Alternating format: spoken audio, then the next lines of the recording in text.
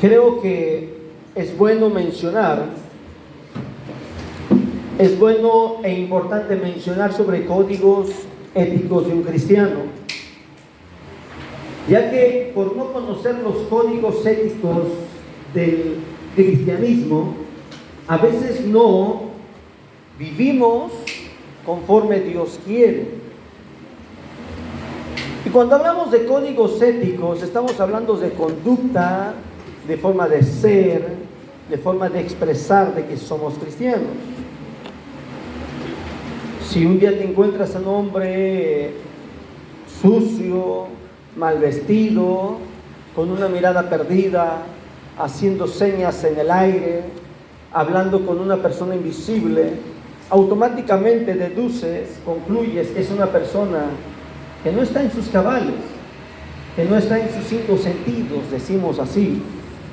Pero en primera impresión, cuando vemos a una persona vestida con un saco, con corbata, y lleva en su mano una carpeta, te da la impresión de que es una persona profesionista, preparada, alguien que trabaja en una oficina, que desempeña su trabajo a través de una computadora o un escritorio. Pero ¿cuáles son los códigos éticos del cristiano? ¿Cuál es la imagen? ¿Cuál es la forma de cómo expresamos? Prácticamente, cuando el hombre, la mujer anda alegre, anda feliz, se expresa su forma de vestir con ropa alegre, fluorescente, combinado. Damos luego la expresión de nuestra alegría. Pero también damos la expresión de la tristeza, del olvido, del abandono. Sobre todo, damos la expresión de que no estamos siendo comprendidos en casa. Y es ahí donde, como cristianos, a veces entristecemos el corazón de Dios. Hace 8 días hablé de cómo enfrentamos las emociones en momentos difíciles. Pero hoy te quiero hablar de los sufrimientos del cristiano, porque muchos piensan que el cristianismo es para que todo nos vaya bien. Muchos piensan que el cristianismo es para que caminemos ya casi en las nubes, en pétalos de rosa. Aquí no pisamos tapetes aterciopelados, ni caminos en calles de oro. Los cristianos cruzamos valles de lágrimas. Aquí no recibimos los galardones, aquí bebemos el cáliz del dolor. Aquí vivimos las experiencias de la tristeza. Pero es ahí donde nosotros debemos de saber que en medio de ese proceso vamos a mostrar códigos éticos del cristiano. Cómo saludamos a los vecinos, a los patrones, a los trabajadores, al amigo, al conocido, al que nos vende en una tienda. Cómo saludamos a una persona desconocida cuando estamos en medio del dolor y acabamos de decirle somos cristianos. Acabamos de decirle que Dios le ama. Acabamos de decirle que venga Cristo, que todo va a estar bien. Una de las cuestiones que me enfrento en familias donde una parte son cristianos y los otros no se deciden, es que los que no se deciden siempre ponen por pretexto, por excusa, la conducta, el comportamiento del que es cristiano, cuando realmente ellos no son la causa. Pero por ejemplo, una mujer me decía, pero ¿por qué mi mamá no me paga la deuda si ella es cristiana? Algunos piensan que por ser cristianos vamos a pagar la deuda de toda la familia, de los padres de los hijos de los padres, y no es así. Pero ¿cómo enfrentamos como cristianos esas situaciones y circunstancias? Pablo fue la mayor expresión del cristianismo de todos los tiempos. Y vamos a aprender de Pablo. Vamos a estudiar solamente una parte escritural de lo que Pablo habla y describe. Vivió una vida superlativa. Pablo es un testimonio viviente de cómo vivir la vida cristiana. Yo quiero que aprendamos de él. Yo quiero que analicemos su conducta y aprendamos de sus escritos cómo es que Él descubre su corazón y cómo es que Él nos habla. Y no nos habla puntualmente cómo hay que conducirnos, cómo hay que saludar al hermano, a la hermana, cómo es que hay que comportarnos. Sin embargo, Pablo, a pesar de que fue un hombre de oración y de ayuno, fue un predicador fuera de lo común, fue un teólogo incomparable, plantador de iglesias sin paralelo. No podemos encontrar a un segundo Pablo en la Biblia. Y a pesar de todo, yo quiero que estudiemos, analicemos cómo es que él vivió el cristianismo. Y si en algún momento te sientes comparado, te sientes similar, dale gloria a Dios. Pero también si en algún momento sientes que lo estás rebasando, dale doble gloria a Dios. Y si te sientes que te falta, dile: Dios, ayúdame, porque con tan poquito ya me estoy rajando. Somos bien sensibles, somos misteriosos, que si no nos saludan, que si no nos ven, y si nos vieron, seguramente está pensando esto de mí. Yo digo, ¿cómo es que se atreven a pensar cosas de alguien que te vio cuando realmente no sabes ni qué estaba pensando? A lo mejor estaba pensando que va a evitar que los frijoles se le vuelvan a quemar y tú ya estás diciendo, seguramente ya supo lo que me pasó. Nos adelantamos, vamos a aprender de Pablo. Pablo vivió cerca del trono, pero al mismo tiempo fue azotado, preso, esposado y degollado. Si Dios nos permitiera elegir el tipo de muerte a los cristianos, ¿cuál y cómo sería la forma de morir en la que tú puedas agradar a Dios?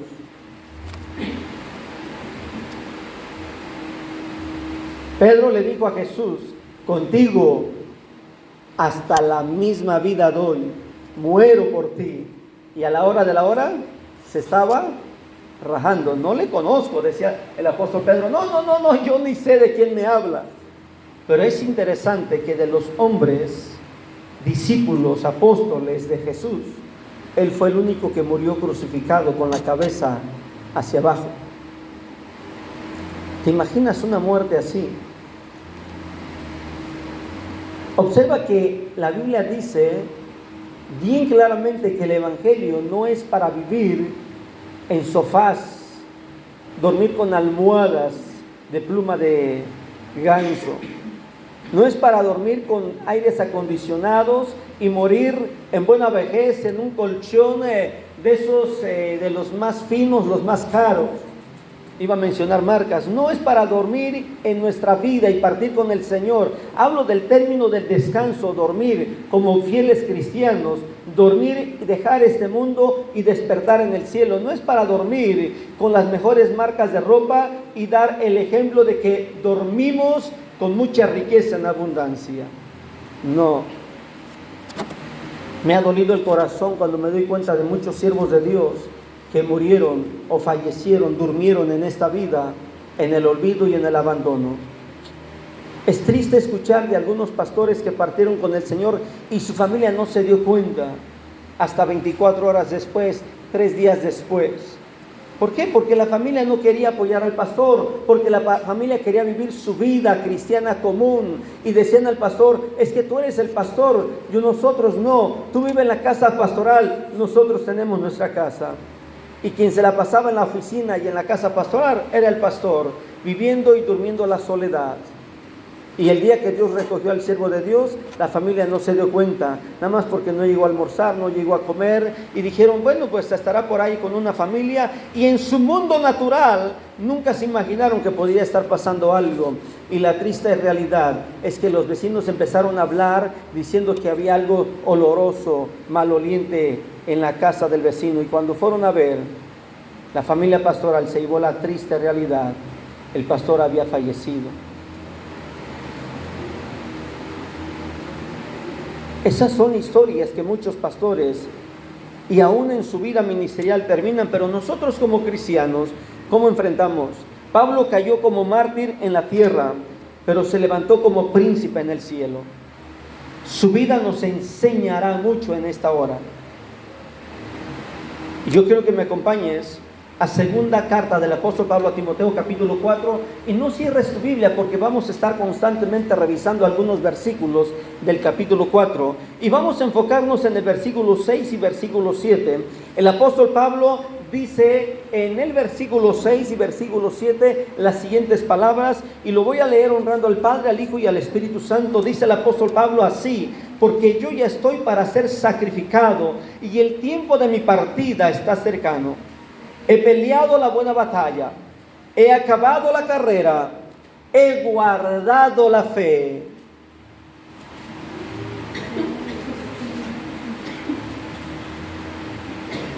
Yo le he pedido a Dios que si me diera tiempo de despedirme de esta vida, me permita poder decirle a mis hijos, a la familia, a los que estén cerca de mí: he acabado mi carrera.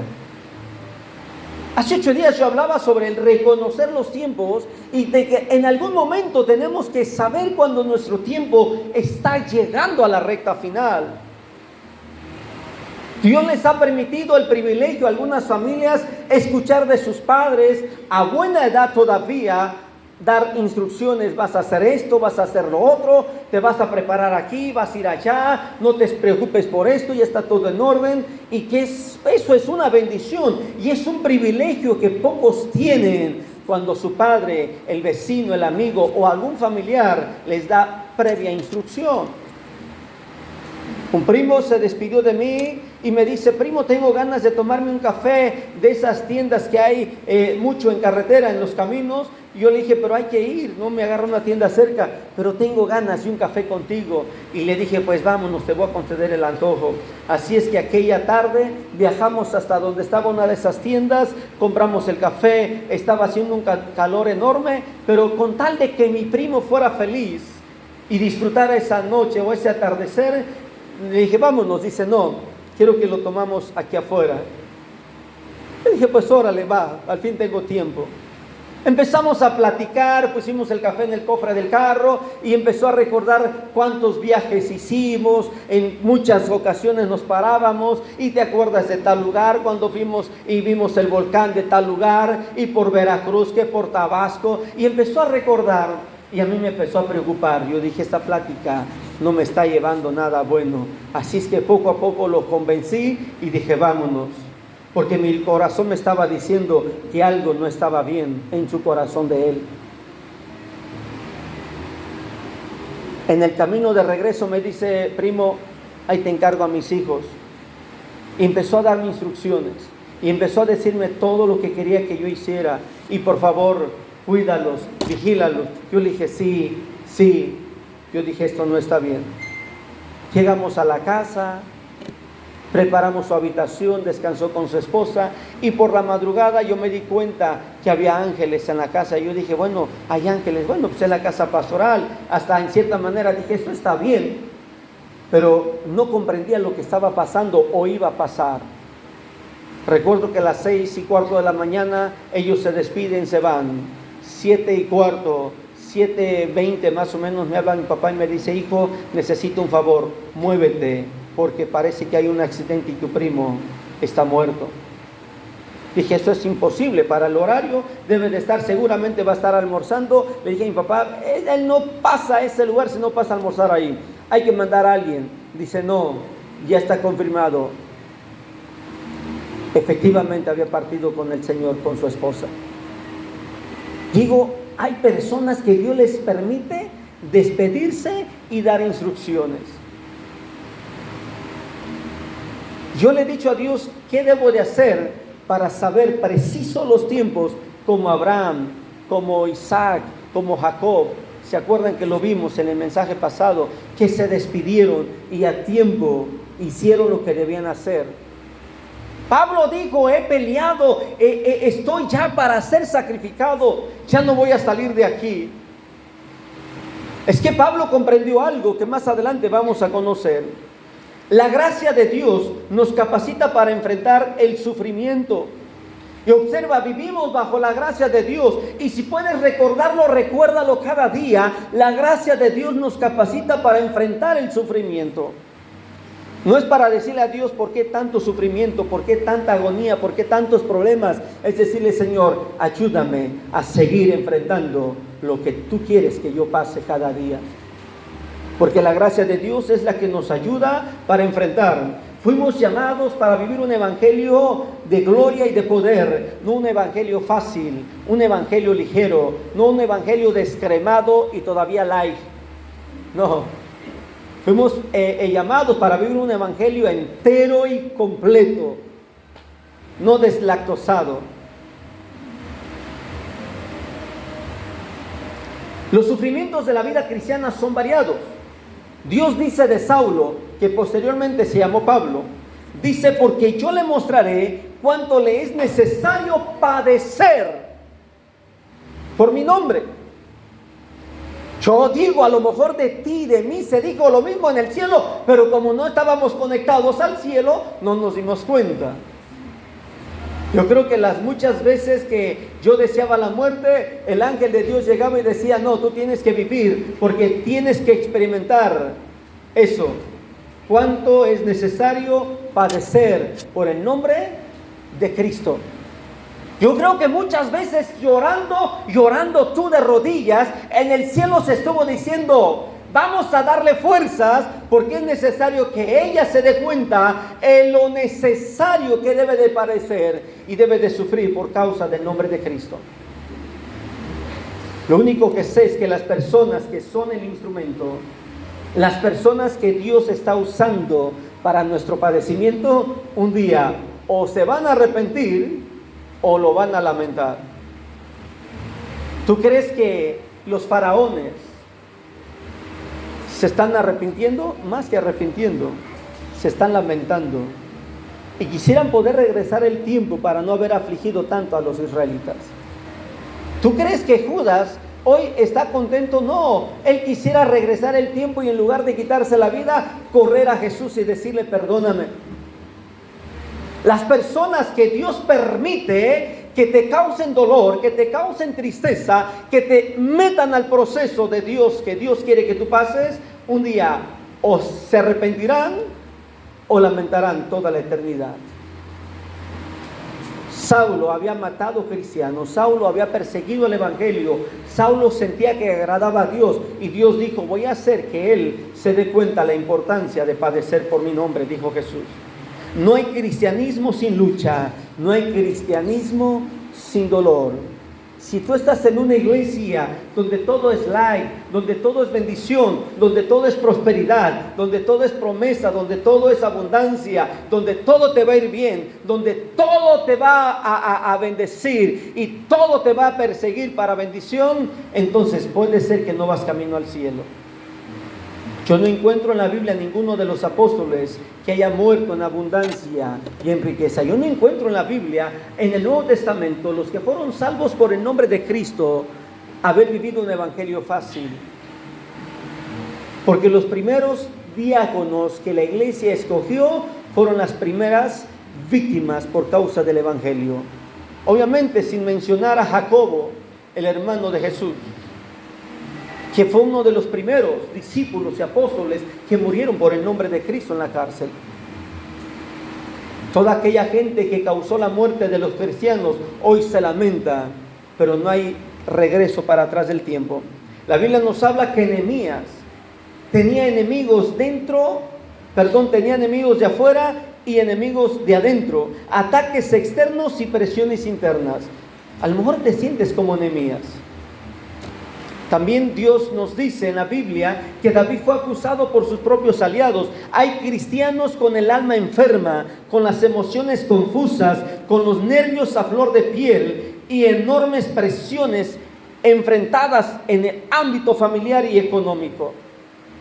Hay cristianos que están pasando procesos con sus propios hijos, sus propias familias, con sus propios yernos, con sus propias nueras, que ya no saben si decirle al hijo perdónale, si ya no saben si decirle a la hija perdónale, si ya no saben decirle esta oportunidad, ahora no, o decirle a Dios, ¿qué hacemos?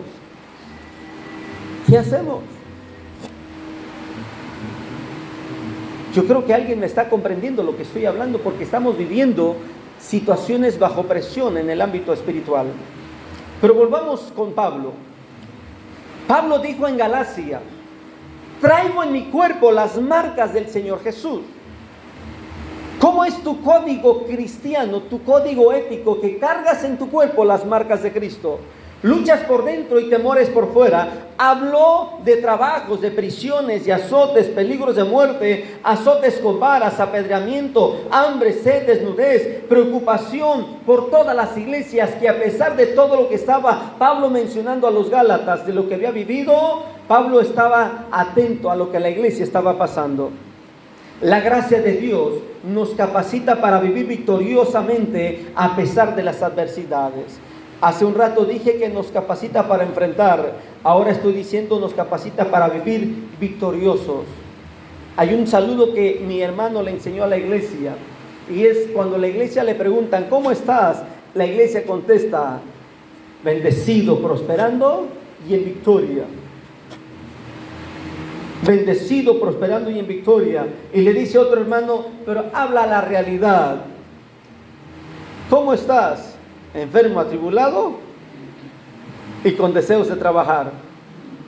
Pero la iglesia responde: bendecido, prosperando y en victoria. Por lo menos el saludo te motiva a decir: estoy en victoria. Es cierto que la victoria no la vamos a ver por completo en esta tierra. Es verdad que la victoria de nosotros estará al llegar al reino de los cielos, al entrar a la gloria donde está Cristo. Dale un fuerte aplauso, porque ahí miraremos la verdadera victoria del sufrir en esta vida. Ahí no mirarás y buscarás: Señor, de casualidad no trajiste a mi marido, porque si no entonces seguiré igual. No. Ahí no vas a decirle: Señor, no me digas que salvaste a esta persona. No. Imagínate, si esto fuera permisible en el cielo, Urías sería el primero en decirle al Señor, a Yahvé: ¿sabes qué? Si vas a traer a David para acá, mejor regrésame a la tierra. ¿Te imaginas? Si Dios permitiera que esos pensamientos estuvieran en nuestro corazón, ¿cómo estaría ya? Pero te aseguro que cuando David entró al lado de Abraham, ahí estaba Urías también. No sé qué habrá pasado, pero una cosa sí sé, es que Dios nos capacita. Pablo sufrió en el dolor de la soledad. Segunda Timoteo, capítulo 4, dije que no cerraran su Biblia. Lean el versículo 9. ¿Qué dice el versículo 9? ¿Qué dice? Quien tenga la cita. Procura venir pronto a verme. Pablo había vivido el proceso de la soledad. Versículo 11, por favor.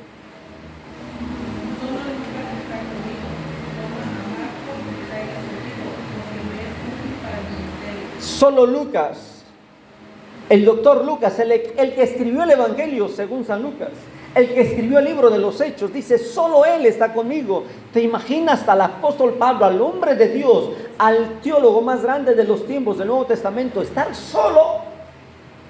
Te pregunto, ¿acaso no te gustaría vivir con Pablo, andar con Pablo, aprender de Pablo, como igual haber andado con Jesús? Claro. Versículo 21, ¿qué dice el versículo 21?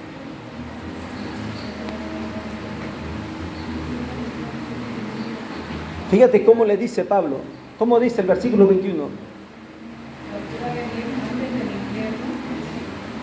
Sí, venir antes, porque había tiempos que en la cárcel eran más fríos. Pablo le dice: procura venir pronto a verme. Pablo le dice: toma contigo a Marcos y tráelo, me es útil. Apresúrate a venir antes del invierno. El apóstol está en una mazmorra romana. ¿Saben qué es la mazmorra? Es la zona más cruel de la cárcel. Cada cárcel, cada grado de seguridad de una cárcel tiene una mazmorra, y cada mazmorra de una cárcel a otra mazmorra son diferentes, pero las dos o las mazmorras son la zona más cruel que pueda estar un reo. ¿Sí o no, abogado? Cuando un reo se porta mal, lo mandan a esa parte, al cuarto oscuro. ¿Mande? A la torre, 2 por 2. Hay lugares donde no los dejan ni acostar, están parados. No les permiten la luz del sol, la luz de nada. ¿Te imaginas? La crueldad psicológica y emocional que se vive en la mazmorra. No era fácil para que Pablo mantuviera su integridad y su fe. No era fácil para que Pablo estuviera recordando los tiempos alegres. Cuando llegaba a la iglesia lo rodeaban y Pablo viene y Pablo va a venir a la iglesia, y esos momentos llegaban a su mente. No era fácil. No es fácil para ti recordar que hubo momentos de felicidad con la familia. No va a ser fácil. Pero ¿cómo enfrentas éticamente como cristiano esos momentos de soledad? Que preparaste la comida para tu cumpleaños y nadie llegó. Que preparaste la comida de fin de año y nadie llegó. Que preparaste, fíjate nomás, que te estás preparando emocionalmente para un momento y no sucede. Pablo sufrió el dolor del abandono. Versículo 10. ¿Qué dice el versículo 10? Porque Pablo fue abandonado y olvidado en la prisión. Caminó solo hacia el Getsemaní de su martirio. ¿Qué dice el versículo 10?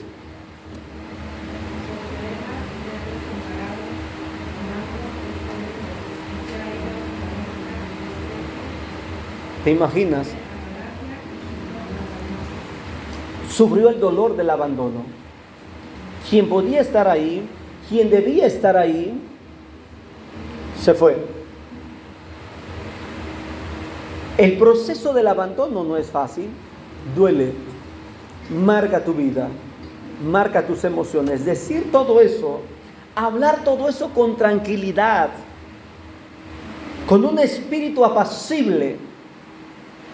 Decir todo eso con la seguridad. Y estaba diciendo: he peleado la buena batalla, he acabado la carrera.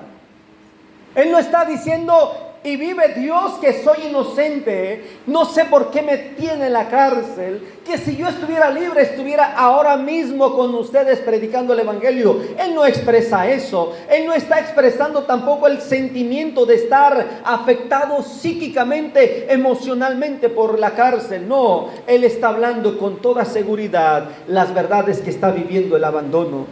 Pero él está diciendo: he peleado la buena batalla. Él dice, porque Demas no era Demas, era el nombre de una persona, porque Demas me ha desamparado amando este mundo. No sé, probablemente tus hijos, tus hijas, tus padres, tu esposo, tu esposa esté comportándose como Demas. El abandono no es una experiencia extraña en la vida del verdadero creyente. El abandono no es una experiencia que decimos: ay, eso solamente para pocos. No, todos vivimos un tiempo de abandono. Unos de una manera, una escala, otros de otra escala.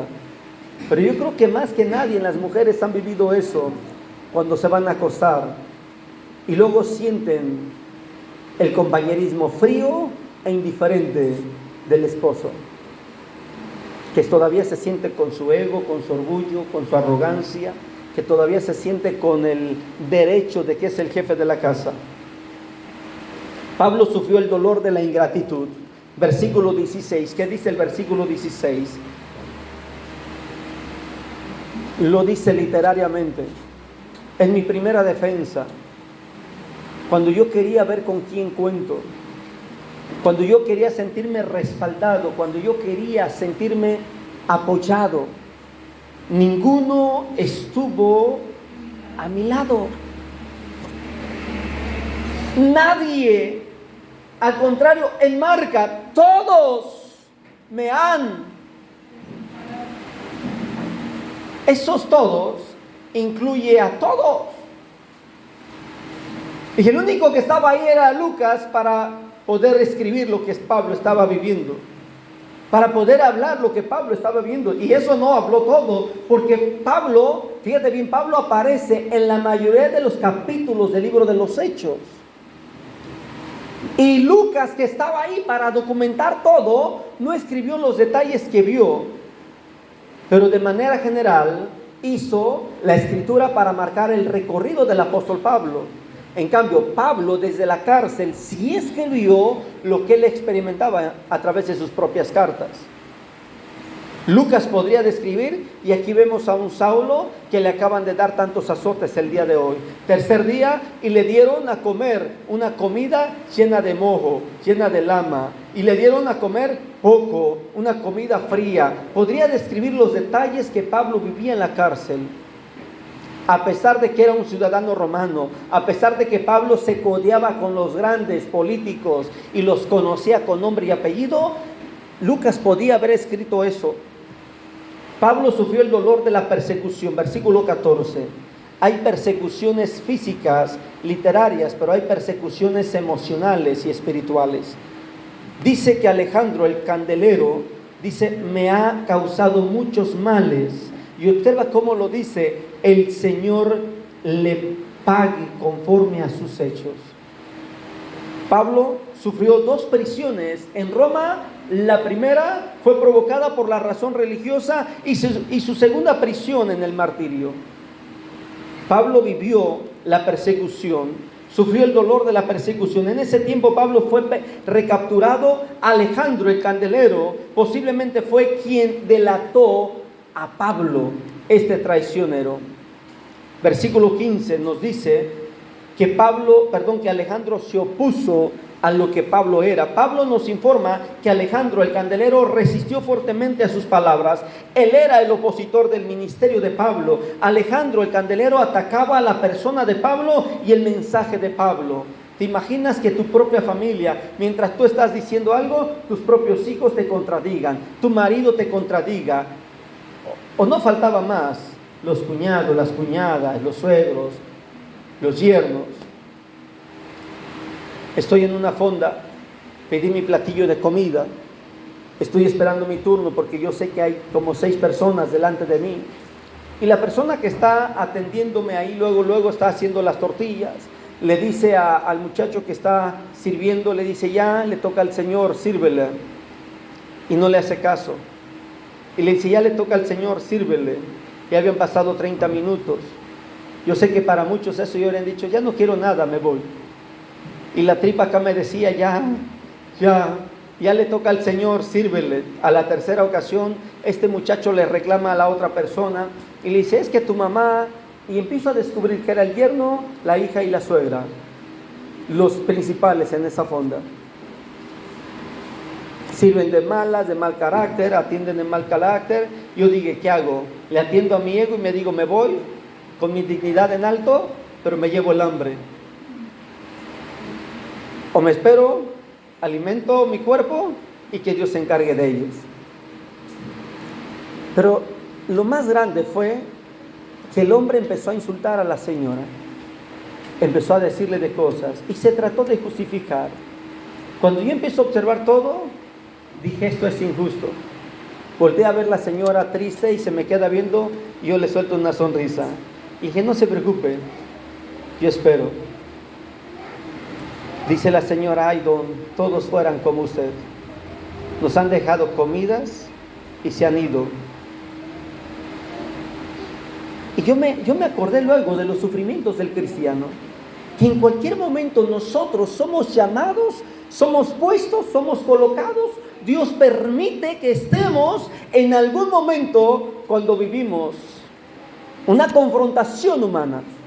Y ahí demostramos de qué estamos hechos, ahí demostramos nuestra relación con Dios. Recibí mi plato, mi comida, con una sonrisa le dije a la señora, gracias. Y me pasé a retirar. No me pregunte si vuelvo, porque yo creo que sí. El hambre es hambre. No vivo en mi ego ni en mi orgullo. Pablo sufrió privaciones. Según a Timoteo, el versículo 13 nos dice, Pablo pidió a Timoteo que le llevara su capa. Pablo le habían marcado cosas prohibidas al inicio, al entrar en la cárcel. Eso es normal que un preso le prohíban cosas. Pues el invierno estaba llegando, las prisiones romanas eran frías, insalubres y oscuras. Los prisioneros morían en las cárceles de Roma, morían por lepra y otras enfermedades contagiosas. El invierno se acercaba y Pablo necesitaba una capa caliente para enfrentarlo. Pablo estaba expuesto a esas enfermedades. Te pregunto, ¿cómo vives tu cristianismo en los procesos de soledad y abandono? ¿Cómo vives tu cristianismo? ¿Cómo te conduces quiero recapitular.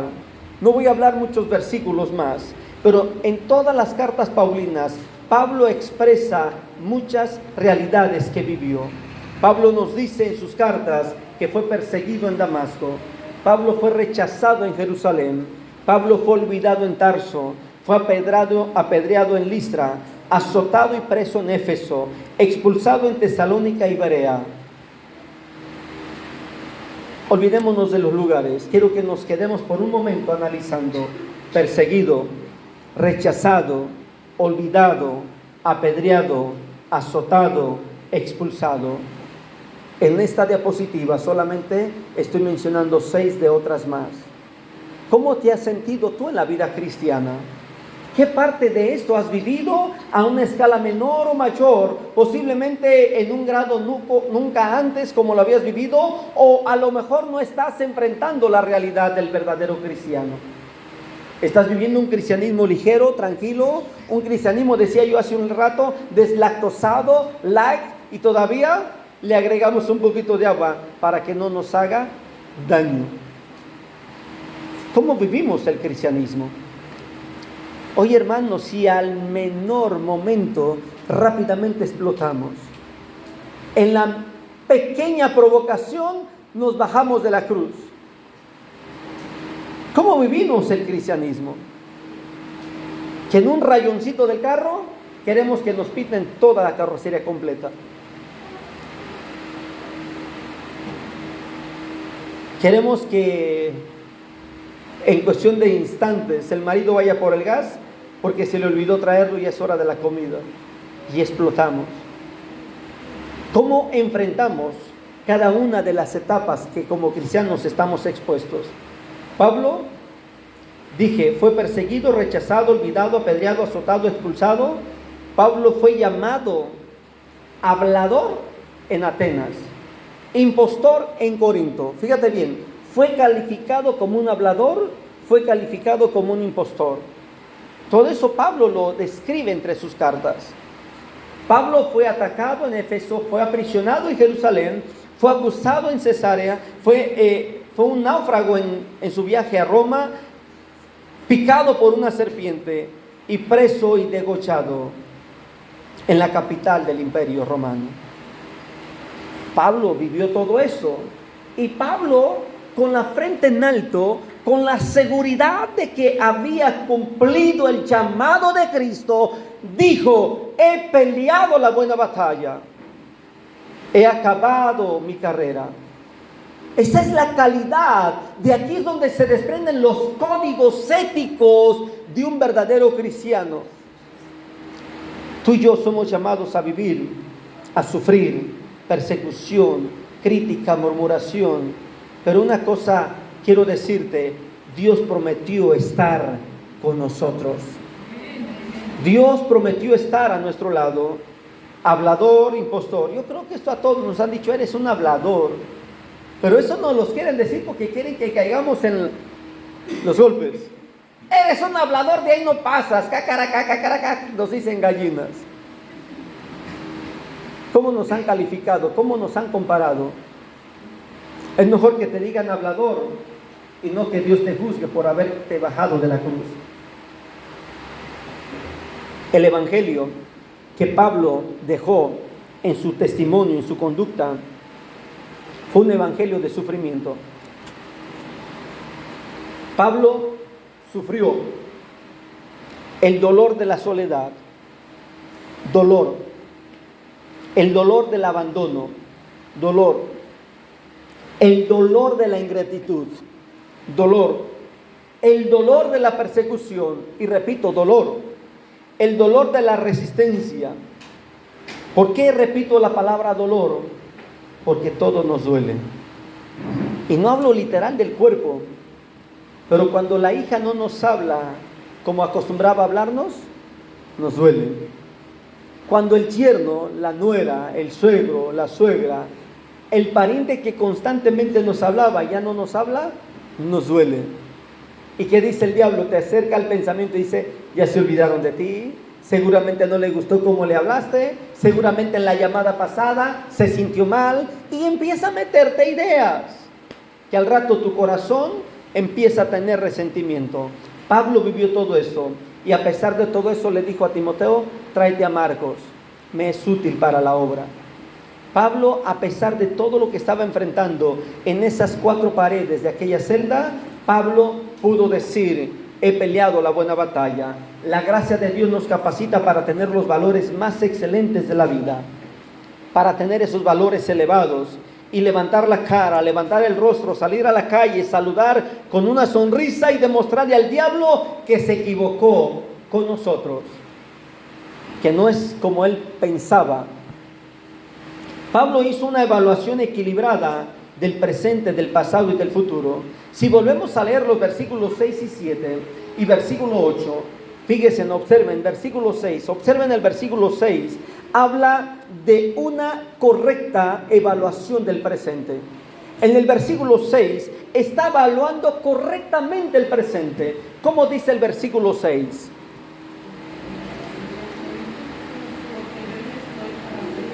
Yo ya estoy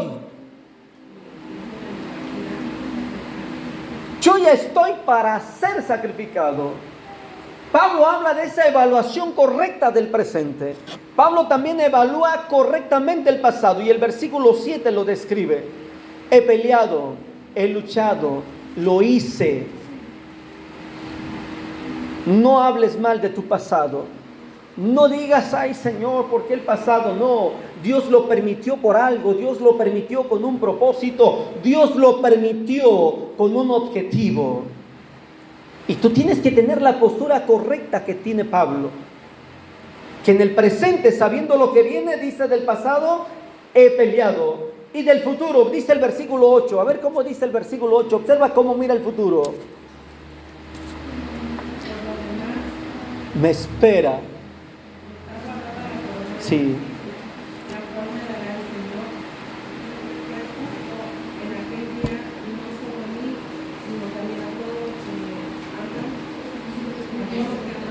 Pablo está diciendo que lo que viene en la gloria no es solamente a él por estar en la prisión y pasar persecución. Está diciendo que por todos aquellos que viven y honran el nombre de Cristo en el sufrimiento también, ahí es donde viene. Hay un versículo que Pablo escribe en una de sus cartas y Pablo dice, dad gracias a Dios por todo. Y Pablo lo dice en la cárcel. Pablo lo dice en el sufrimiento. Pablo lo dice cuando exhorta a los hermanos. Pablo lo dice de manera directa e indirecta enviando sus cartas. La gracia de Dios nos capacita para recibir la ayuda del cielo a la hora de la muerte. Y yo quiero que observemos el versículo 17. Ya estoy acercándome al final. Versículo 17. ¿Qué dice el versículo 17?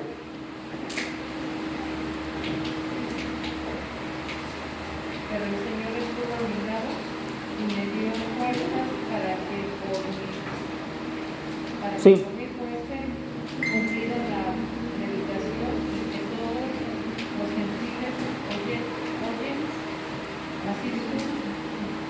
¿Qué está diciendo ahí Pablo? Gracias, hermana.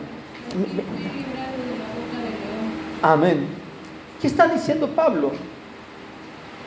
Que Pablo fue abandonado por los hombres, pero ayudado por Dios. Segundo de lo que Pablo está mencionando en el versículo, Dios no nos libra de las pruebas, pero nos da el poder para que cumplamos nuestro ministerio en medio de las pruebas. Pablo no está diciendo, Dios no me libró, Dios no me sacó. Pablo está diciendo que de Él viene el poder para enfrentar el proceso. 4 cosas que Pablo menciona en esos versículos. En el versículo 18, por favor, ¿qué dice el versículo 18? Y el Señor me librará de toda obra mala y me preservará para su reino celestial. A Él sea la gloria por los siglos de los siglos. Amén. 2 cosas que menciona en este versículo. Y la tercera de 4. Si Dios no nos libra de la muerte, Él nos libra en la muerte. ¿Cuál es la diferencia? Dios no dice que nunca vamos a morir, pero Él dice que Él estará con nosotros y nos llevará ante el Padre. Hay gente que le tiene miedo a la muerte. a enfrentar ese tiempo, cuando nuestro gozo y nuestra alegría será enfrentar ese momento, porque estaremos con el Padre. Por eso Pablo dice, no sé si decir que quiero seguir viviendo o quiero morir, porque para mí el vivir es Cristo y el morir es ganancia. ¿Cuántos quisiéramos ganar? Yo quisiera ganar. Yo no quiero perder. Cuarta cosa que nos enseña de la segunda en este versículo 18, en la hora del balance final, Pablo no expresa un gesto de frustración, sino un tributo de gloria a su Salvador. Pablo está honrando el nombre de Cristo ahí. Pablo está cerrando la cortina de la vida sin pesimismo, sin amargura, sin resentimiento, y termina levantando la mano al cielo como un tributo de alabanza al Señor Jesús. Sus últimas palabras fueron de exaltación a su Señor. Pablo termina diciendo algo importante, y decía Pablo, dice Hechos capítulo 20, versículo 24, esto lo registra el doctor Lucas. Pablo dice, pero de ninguna cosa hago caso, ni estimo preciosa mi vida para mí mismo, con tal que acabe mi carrera. ¿Qué estaba diciendo Pablo en la cárcel? Con tal de que acabe con gozo. Yo creo que si Pablo hubiera sido músico, hubiera dicho, tráeme la guitarra, quiero morir cantando. Si Pablo fuera músico, hubiera dicho, tráeme el instrumento, quiero morir tocando alabanzas a Dios. ¿Cómo son tus códigos éticos como cristiano?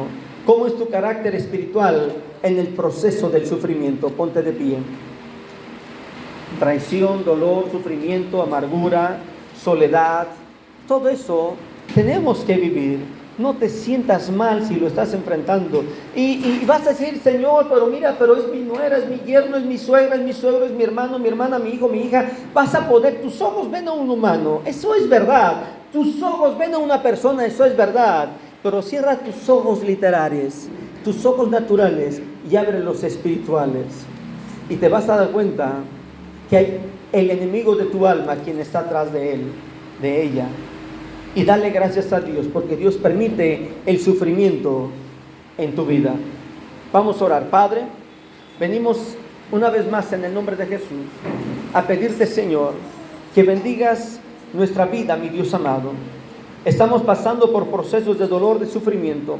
Estamos pasando por procesos, Señor, que nos causa tristeza, aflicción, la soledad.